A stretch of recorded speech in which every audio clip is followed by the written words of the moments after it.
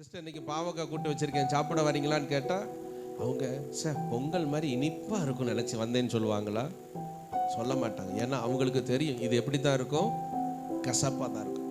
இதே மாதிரி தான் தேவனுடைய நடத்துதல் எப்படிப்பட்டது என்கிறதை ஒரு விசுவாசி அறிந்து கொள்ளும் பொழுது அவங்க எந்த சூழ்நிலையும் பார்த்து என்ன செய்ய மாட்டாங்க, பயப்பட மாட்டாங்க, பதறவே மாட்டாங்க. அவங்களுக்கு தெரியும் இதுதான் கர்த்தர் நடத்தி போகிற பாதை. பவுலுக்கு தெரிஞ்சு போச்சு, அவருக்காக நான் ஊழியம் செய்யும் போது, அவருக்காக நான் இந்த காரியங்களை நான் செய்யும் பொழுது நிச்சயமா எனக்கு என்ன உண்டு, அடிகள் உண்டு, அவமானங்கள் உண்டு, நிந்தைகள் உண்டு.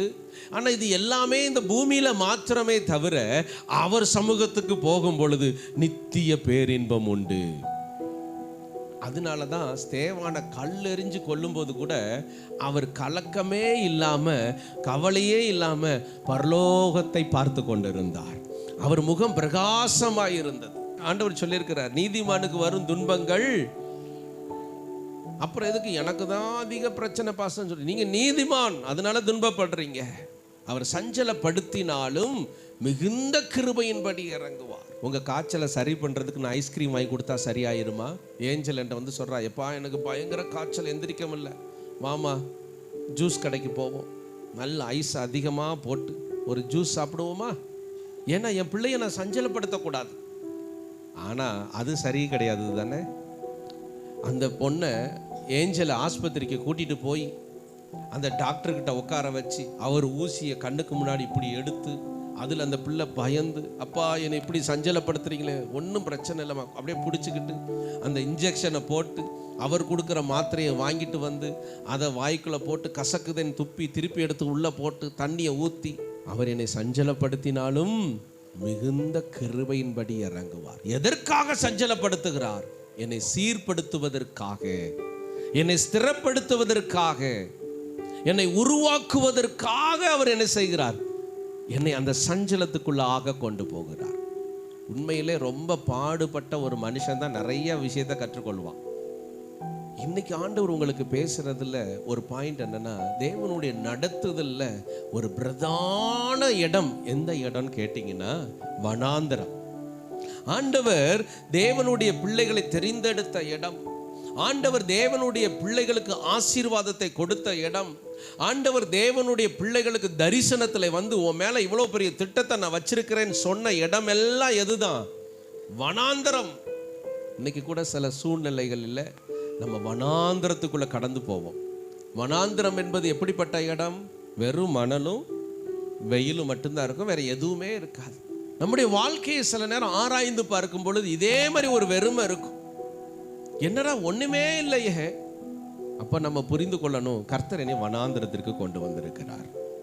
இந்த வனாந்திரத்துல இருந்து தான் அவர் வழியை உண்டு பண்ணி எனக்கான மேன்மையான இடத்துக்கு என்ன செய்வாரு, கொண்டுட்டு போவார். அப்ப வனாந்திரம் வந்தா பயப்படணுமா, சந்தோஷப்படணுமா? ஒன்றுமில்லாத போதுதான் கர்த்தர் நம்மை தெரிந்தெடுக்கிறார். அல்லேலூயா. ஏன் வனாந்திரத்தில் நம்மளை தெரிந்தெடுக்கிறார்? ஏன் வனாந்திரத்தில் வந்து நம்மளை ஆசீர்வதிக்கிறார்? நான் நிறைவாக இருக்கும்போதே என் நிறைவை இன்னும் பெருக பண்ணியிருக்கலாமே. ஏன் அந்த நிறைவெல்லாம் நான் இழக்கணும்? என்னுடைய மான மரியாதையெல்லாம் நான் இழக்கணும்? எல்லாத்தையும் இழந்துட்டு நான் வெறுமையாக உட்கார்ந்துருக்கும் போது ஆண்டவர் ஏன் என்னை ஆசீர்வதிக்கணும்னு நீங்கள் கேட்டிங்கன்னா, உங்களுடைய உயர்வுக்கு அவர் மாத்திரமே காரணமாக இருக்க விரும்புகிறார். கரங்களை தட்டி மகிமைப்படுத்துங்க. அல்லேலூயா. உங்கள் மேன்மைக்கு அவர் மாத்திரமே காரணமாக இருக்க விரும்புகிறார். வனாந்திரத்துக்குள்ளே உங்களுக்கு உதவி கிடைக்கும் பொழுது நீங்க சொல்லணும், இது யாராலையும் தர முடியாது, என் கர்த்தரால மாத்திரம்தான் தர முடியும். என் வாழ்க்கையை இன்றைக்கு உருவாக்கி இருக்கிறார்னா, உடைக்கப்பட்ட வாழ்க்கையை உருவாக்கி இருக்கிறார்னா, நிச்சயமா நான் சொல்லுவேன் என் வாழ்க்கை கர்த்தருடைய கரத்தில் இருக்கிறது. இன்னைக்கு நான் சாட்சி சொல்லுவேன், என்னுடைய ஆக்சிடென்ட்ல டாக்டர்களால நான் நடக்கல, கர்த்தரால தான் நான் நடந்தேன். ஏன்னா டாக்டர்கள் குழம்பி போயிட்டாங்க. ஒரு ஆப்ரேஷன் பண்ணிட்டு இன்னொரு ஆப்ரேஷனுக்கு அவங்க தயாராகி கொண்டிருக்கும் பொழுது அந்த 5 மாதங்களுக்கு அப்புறமா நானா நடக்க ஆரம்பிச்சேன். இன்னைக்கும் நான் சொல்வேன், இது கர்த்தரால் உண்டானது. அந்த டாக்டரும் என்னை பார்த்து சொன்னாரு, இது உங்க ஜீசஸால நடந்தது. அப்ப நம்முடைய வாழ்க்கையில எல்லாரும் கைவிடுகிறார்கள். ஏன்னா அதுதான் வனாந்திரம். நீங்க நினைச்சிடக்கூடாது, ஆண்டவர் நிச்சயமாவே ராஜஸ்தானுக்கு கூட்டிட்டு போய் அந்த வனாந்திரத்துக்குள்ள என்னை விடுவார்னு நீங்க நினைக்க கூடாது. உங்க வீடு தான் வனாந்திரம். உங்கள் வீட்டுக்குள்ளே தான் இருப்பீங்க, ஆனால் வனாந்தரத்துக்குள்ளே இருக்கிற மாதிரியே தெரியும். அந்த ஃபீலிங் இருக்கும். எத்தனை பேர் அதை உணர்றீங்க? உணர்ந்துருக்கீங்களா? வீட்டுக்குள்ளே தான் இருப்போம், ஆனால் எங்கே இருக்கிற மாதிரி இருக்கும்? எல்லாராலையும் கைவிடப்பட்ட மாதிரி இருக்கும். நம்ம பாத்திரத்தில் சோறு இருக்கும், நம்ம பாத்திரத்தில் தண்ணி இருக்கும், நம்ம வீட்டில் டிவி இருக்கும், எல்லாமே இருக்கும், ஆனால் எங்கே தான் இருப்போம்? வனாந்தரம். இன்னைக்கு வனாந்தரத்துக்கு தேடி போக வேண்டாம், வனாந்தரம் நம்மளை தேடி வருது. ஏன்னா ஆண்டவர் என்ன சொல்லியிருக்காரு? நான் தேடி வந்து உன்னை ஆசீர்வதிப்பேன். அல்லேலூயா. இந்த வனாந்தரத்துக்குள்ள தான் உங்களை மேன்மைப்படுத்துகிற கர்த்தர் அவர். உபாகமம் 29வது அதிகாரம் 5வது வசனம். இங்க ஆண்டவர் என்ன சொல்றாரு பாருங்க, கர்த்தராகிய நான் உங்கள் தேவன் என்று நீங்கள் அறிந்து கொள்ளும்படிக்கு நான் 40 வருஷம் உங்களை வனாந்தரத்திலே நடத்தினேன். இவங்களுக்கு சிம்பிளா நான் தான் உன் தேவன்கிறத சொல்றதுக்காகவே எங்க நடத்தி இருக்கிறாரு? வனாந்தரத்தில் நடத்தி இருக்கிறார். நிறைய பேர் சாட்சி சொல்லுவாங்க. எப்படி சொல்லுவாங்க? இந்த 2022 என் வாழ்க்கையில் கர்த்தர் மட்டும் இல்லைன்னா நான் நிச்சயம் அழிஞ்சு போயிருப்பேன். என் தேவைகள், என் சூழ்நிலைகள் இதெல்லாம் என்னால் தாங்க முடியாததா இருந்தது. அப்போ பாருங்க, தேவன் தான் உங்களை நடத்தினார் என்பதை நீங்கள் அறிந்து கொள்ளும்படியே வனாந்தரத்திற்கு கொண்டு போகிறார். அந்த வனாந்தரத்துக்குள்ளே கர்த்தர் செய்கிற காரியம் என்னன்னா, உங்கள் வஸ்திரம் பழசாய் போகவில்லை, உங்கள் செருப்பும் கூட பழையதாய் போகவில்லை. அல்லேலூயா. நல்லா வனாந்தரத்துடைய அனுபவத்தை புரிஞ்சுக்கோங்க, சரிங்களா? வனாந்தரத்தில் கர்த்தர் புது ட்ரெஸ்ஸு புது செருப்புலாம் தரமாட்டார். ஆனால் என்ன நடக்கும்?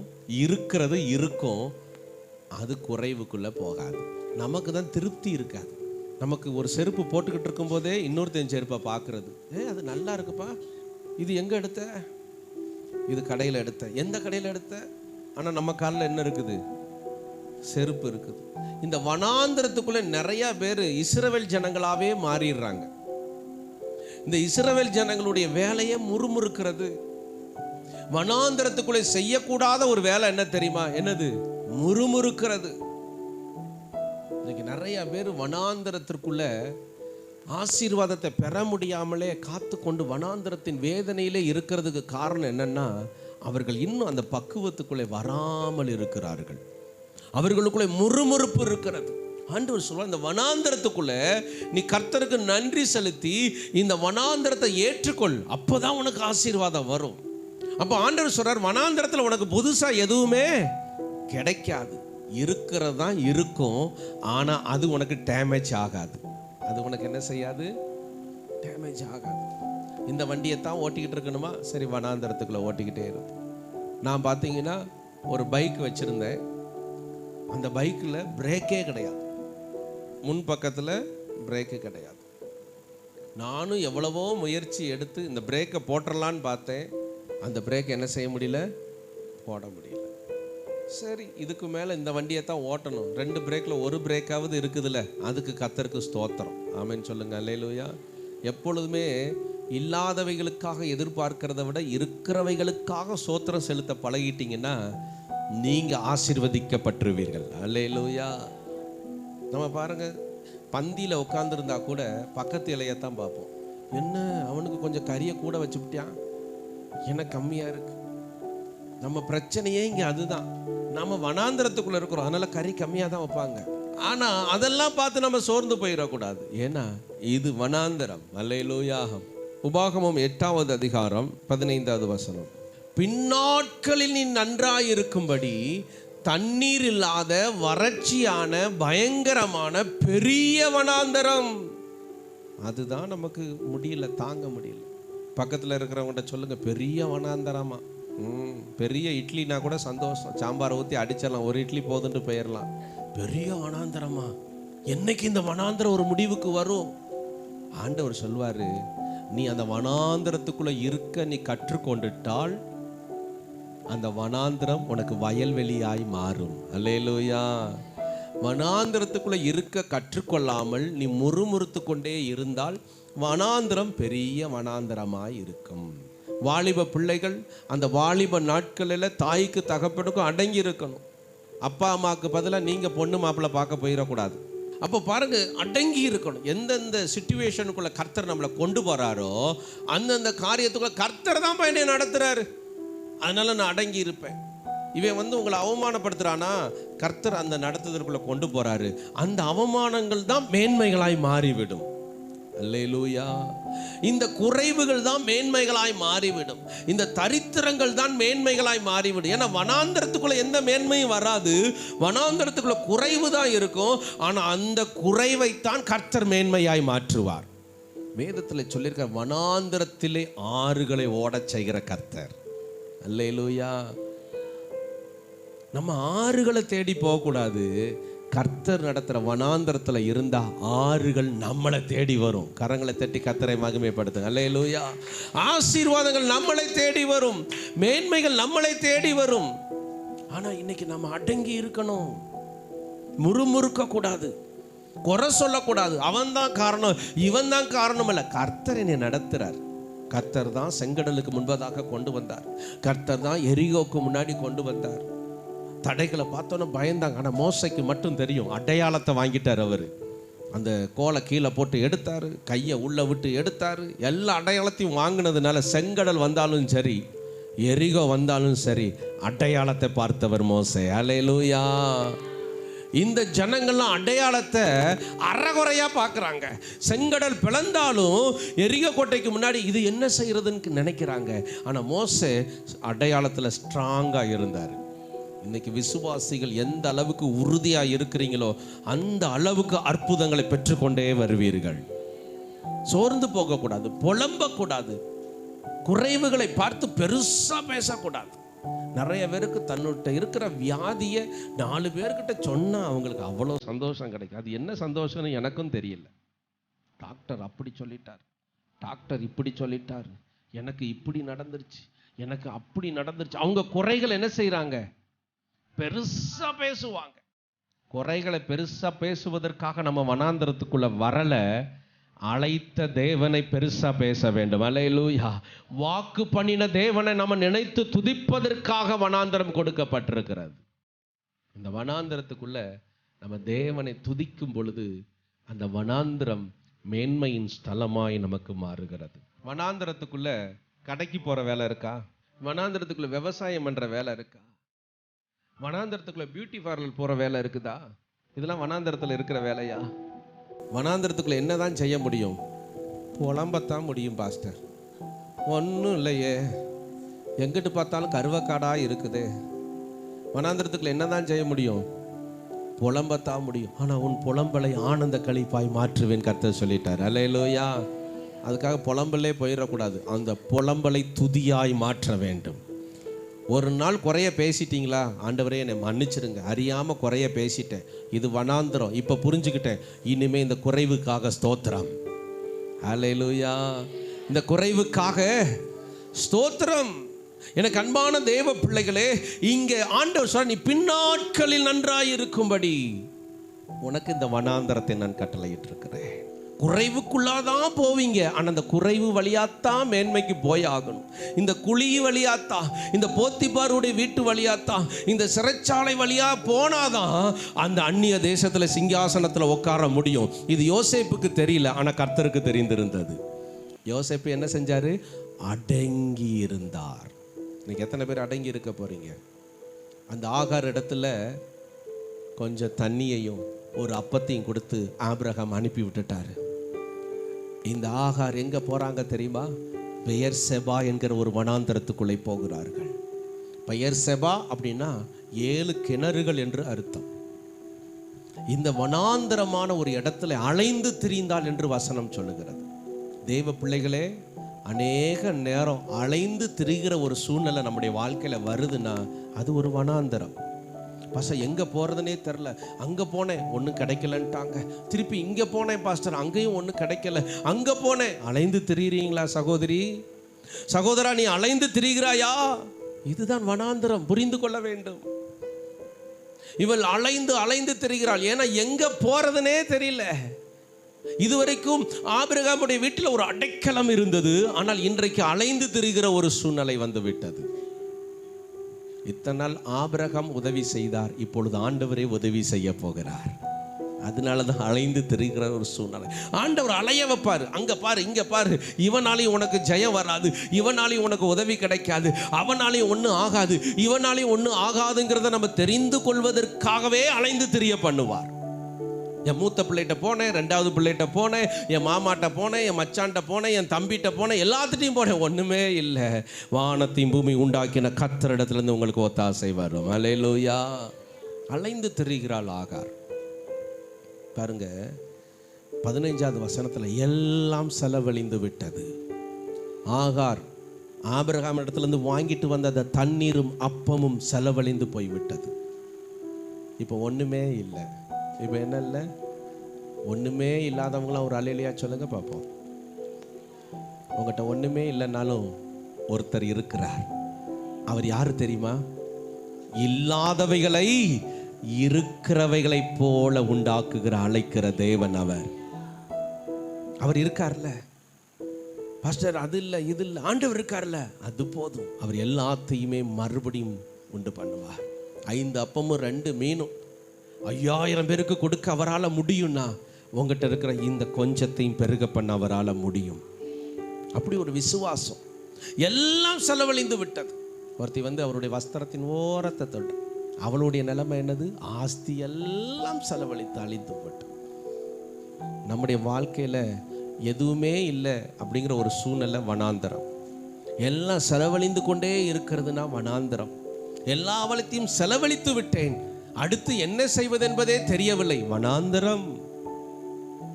ஆனால் இந்த வனாந்தரத்தில் அடுத்து ஒரு துயரத்தை ஆகார் சந்திக்க வேண்டிய ஒரு சூழ்நிலை. என்ன தெரியுமா? பிள்ளை தண்ணீருக்காக அழுக ஆரம்பித்து விட்டது. ஒரு துயரமான ஒரு சம்பவம். எந்த தாயுமே தன்னுடைய உயிரை கொடுத்து தன்னுடைய பிள்ளையை காப்பாற்றுவார்கள், அப்படித்தானே? ஆனால் ஆகாரால் அதை கூட செய்ய முடியலை.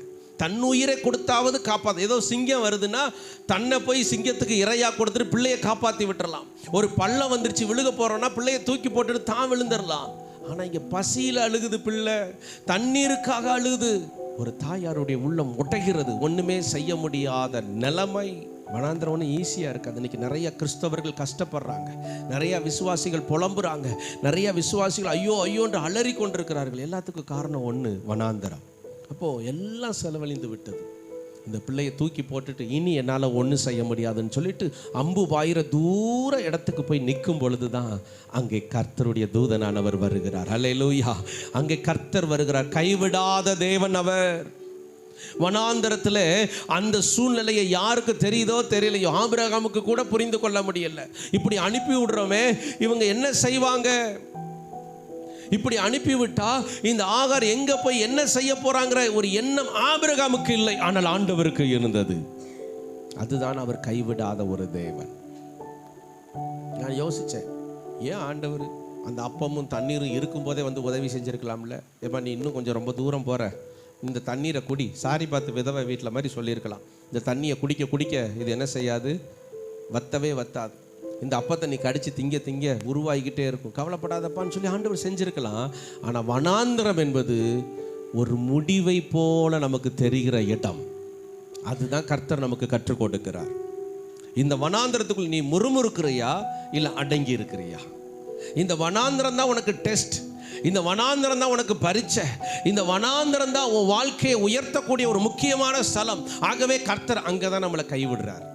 இங்கே கர்த்தர் வந்து அந்த வனாந்திரத்திற்குள்ளே ஒரு நீரூற்றை உண்டு பண்ணினார். கரங்களை உயர்த்தி ஒரு ஆமென் சொல்லுங்க. அல்லேலூயா.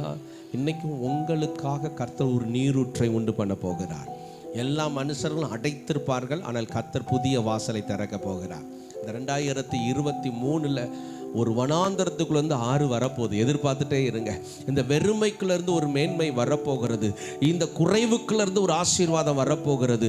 என்னடா இது முடிஞ்சு போச்சுன்னு நினச்சேனே, இப்படி ஒரு அதிசயத்தை கர்த்தர் என் வாழ்க்கையில் செஞ்சிருக்கிறாரே என்று நீங்கள் ஆச்சரியப்படுகிற அளவுக்கு நடக்க போகிறது. ஆனால் நீங்கள் கர்த்தருக்குள்ளே எப்படி இருக்க வேண்டும்? அடங்கி பொறுமையாயிருக்க வேண்டும். அல்லேலூயா. யாரோடையும் வீம்புத்தனம் பண்ணிட்டு இருக்க வேண்டாம். ஒன்னால தாண்டா வனாந்தரம் வந்துச்சு, ஒன்னால தாண்டா அந்த குறைவு வந்துச்சு, ஒன்னால தான். வேண்டாம் வேண்டாம். என்ன நடத்துறார் அவர். சகோதரர்கள்லாம் யோசேப்பை தூக்கி எங்கே போட்டாங்க? யோசேப்பு, நாசமா போற பயல்களே, நீங்களாம் நல்லாவே இருக்க மாட்டீங்கடா. நம்மளை தூக்கி குழிக்குள்ள போட்டிருந்தா என்ன செஞ்சிருப்போம்? குழிக்குள்ள இருக்கிற மண் அள்ளி எரிஞ்சிருப்போம். போற வழியிலே உங்களை சிங்கம் கடிச்சிரும்டா, ஒண்ணும் இல்லாம போயிருவீங்கடா. என்னென்ன கெட்ட வார்த்தை இருக்கோ எல்லாத்தையும் பேசியிருப்போம். ஆனா யோசேப்பு அப்படி செய்யலையே. ஏன்னா யோசேப்பு வனாந்திரத்துக்குள்ள அடங்கி இருந்தா. நீங்க யாருக்கிட்டையும் ஆர்கியூமெண்ட் பண்ண வேண்டாம், யாருக்கிட்டையும் வம்பு பண்ண வேண்டாம். தீமை செய்யறதுக்கு எழும்பி இருக்கிறாங்களா, நீங்க நினைக்கணும் கர்த்தரை எழுப்பியிருப்பார் போல இந்த வனாந்திரத்துக்குள்ள எனக்கு இவனை. ஆபிரகாம் மனசு வச்சிருந்தா நிறைய கொடுத்து அனுப்பியிருக்கலாம். ஆபிரகாம் மனசு வச்சிருந்தா ஒரு வேலைக்காரரை கூப்பிட்டு போய் விட்டுட்டு வாப்பா ஏதாவது ஊர்லன்னு சொல்லியிருக்கலாம். ஆபிரகாமுக்கு கர்த்தர் அப்படி அனுமதிக்கல. கொடுத்து அனுப்பு, நான் நடத்துவேன் வனாந்தரத்தில். அல்லேலூயா, அல்லேலூயா. அதனாலதான் இந்த வனாந்திரம் உங்களுக்கு ஆசீர்வாதம். 1 ராஜாக்கள் 6:13 ஆண்டவர் சொல்றார், இஸ்ரவேலாகி என் ஜனமை நான் கைவிடாது இருப்பேன். ஆண்டவர் உங்களை கைவிடவே மாட்டார். இந்த வனாந்திரத்துக்குள்ள தான் கர்த்தர் உங்களை உற்று உற்று பார்த்து கொண்டே இருப்பார். இந்த வனாந்திரம் உங்களை அழிச்சிடக்கூடாதுல்ல, அதனால கர்த்தர் உங்களை பாதுகாத்து கொண்டே இருப்பார். நான் நிர்மூலமாகாமல் இருக்கிறது தான் அந்த வனாந்திரத்துக்குள்ள கர்த்தர் என்னை பாதுகாக்கிறார் என்பதற்கு அடையாளம். இந்த போராட்டங்கள்லாம் உங்களை அழிச்சிடாது, இந்த நிந்தனைகள்லாம் உங்களை அழிச்சிடாது, இதெல்லாம் உங்களை உருவாக்கும் என்று கர்த்தர் சொல்லுகிறார். நான் நம்புவேன் உம்மை மட்டுமே, என் வாழ்வின் நம்பிக்கையே நீர்தானையா, என் ஜீவன் நாட்களெல்லாம்